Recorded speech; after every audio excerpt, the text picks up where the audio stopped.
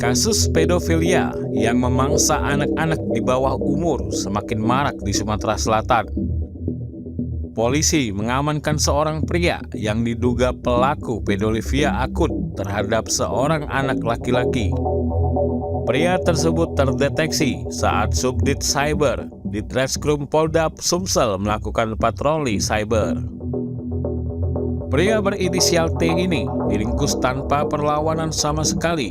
Ia ditangkap di Jalan Panca Usaha, Kelurahan 5 Ulu, Kecamatan Seberang Ulu 1, Palembang.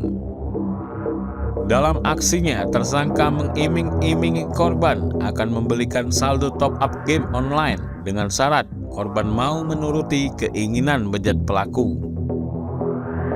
Selain itu, tersangka tak hanya melakukan perbuatan keji itu kepada bocah di bawah umur ini, namun tersangka juga merekam perbuatannya kepada korban menggunakan ponsel miliknya.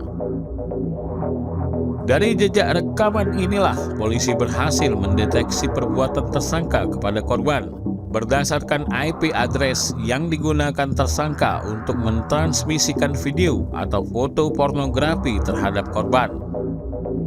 Korban yang diketahui seorang bocah berumur 9 tahun yang merupakan keponakan dari tersangka sendiri.